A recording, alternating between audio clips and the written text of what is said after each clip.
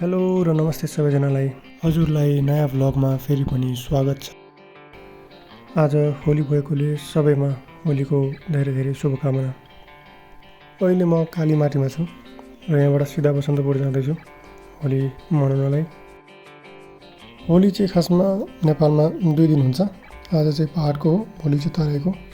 पहाडभन्दा तराईमा चाहिँ होली अलिक बढी रमाइलो हुन्छ। एनिवे लेट्स सी पहाडको होली कस्तो हुँदो रहेछ। अब केही बेरमा बसन्तपुर पुगेर हेर्ने नै छौँ। खासमा आज मौसम चाहिँ त्यस्तो घाम लागेको चाहिँ छैन। हिजो पानी परेकोले आज पनि पानी पर्छ भन्ने जस्तो थियो, तर अहिलेसम्म पानी परेको छैन। घाम पनि त्यति मजाले लागेको चाहिँ छैन, बादल चाहिँ लागिरहेछ।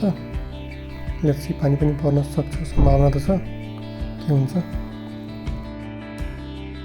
यहाँबाट मेबी 10-15 मिनट लाग्छ बसन्तपुर पुग्नलाई। खासमा पार्किङ गर्ने ठाउँ चाहिँ हुँदैन, मिलाएर गर्नु पर्ला। अनि त्यहाँबाट हिँडेर बसन्तपुरतिर गइन्छ। सबैजनालाई यो भिडियोलाई लाइक र सेयर कमेन्ट गरिदिनु होला र च्यानललाई पनि सब्सक्राइब गरिदिनु होला र सँगै भएको बेल आइकन पनि क्लिक गर्नु होला। अहिले म टेकु क्रस गरेर पनि त्रिपुरेश्वर चोक आइपुग्न लागेको छु। आज होली हो र खासमा सबैजनाले इन्जोयको लागि मापसे गर्छन् र मापसे गएर गाडी चलाउँछन् भन्ने हिसाबले ट्राफिक चेकिङ हुँदैछ, ठाउँ ठाउँमा चेकिङ हुन्छ।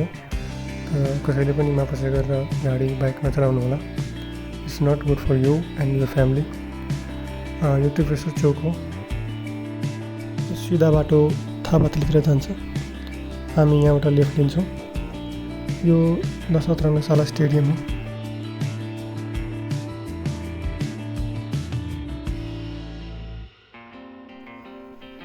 अब यहाँबाट जाम स्टार्ट छ।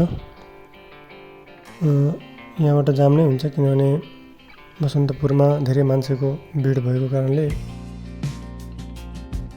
यहाँबाट धराको टुप्पो देख्दो रहेछ।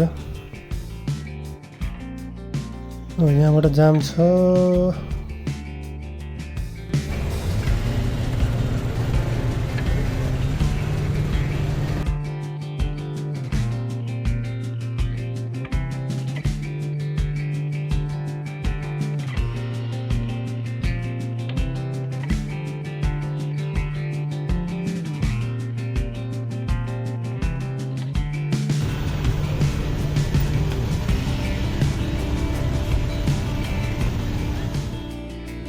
यो हाम्रो धारारा सेतो टावर बालन सरको भनाइअनुसार।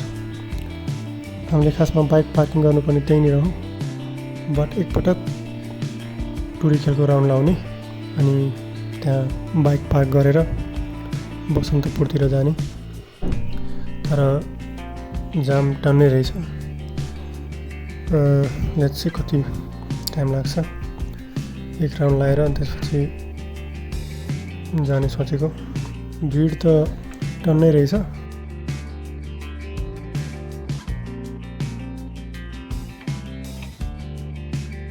एन्ड दिस इज टुडी खेल। यो टुडी खेल हो।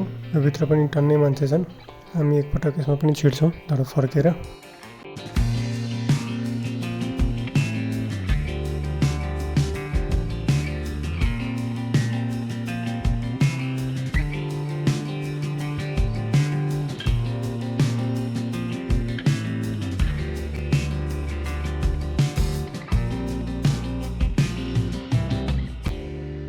सो फाइनली मैले टुडी खेलको एक राउन्ड लगाएर अहिले शहीद गेटको अगाडि आएको छु र शहीद गेटको पारिपट्टि गएर बाइक पार्क गर्छौँ र त्यहाँबाट बसन्तपुरतिर जान्छौँ।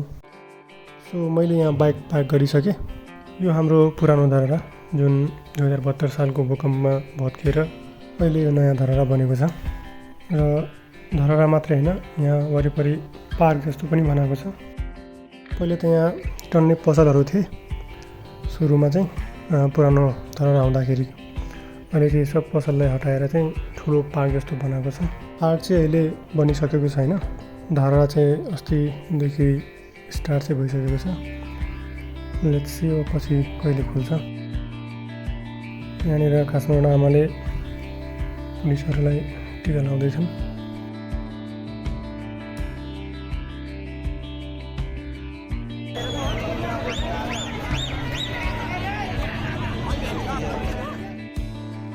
अब यहाँबाट रोड क्रस गरेर टुडी खेलभित्र गएर एकछिन रमाइलो गरेर बसन्तपुरतिर जाने।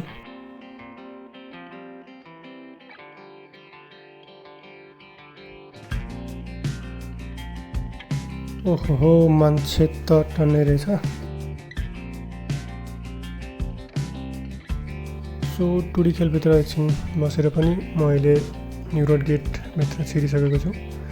अब यहाँबाट हिँड्दै बसन्तपुरसम्म जाने। सबजना केटाहरूले केटी हेर्न पाएको हुँदैन, रङ लाउन थालिहाल्छन्। लाउनु पनि पर्यो, किनभने बुरा नमानो होली है। रङ लाउन चाहिँ मिल्यो, तर केटाहरूले कुनै पनि केटीहरूसँग होलीको न्युमा मिसबिहेभ चाहिँ नगर्नु होला। म पनि गर्दिनँ।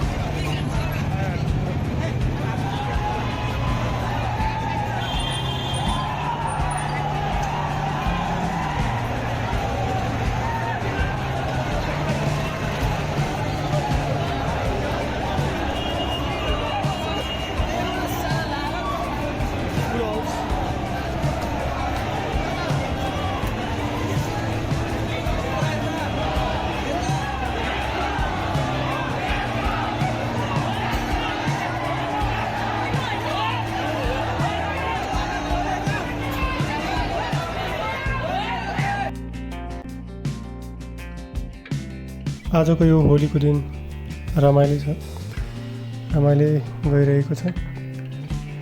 होप सबैजनालाई होलीको दिन यो रमाइलो रहोस् र यादगार रहोस्। नभन्दै पानी र सँगसँगै असिना पनि परेको छ र यो असिना र पानीमा रमाउँदै सबैजनाले होली राम्रोसँग मनाउनु होला। आजलाई यो भिडियो यही अन्त गर्न चाहन्छु। By by.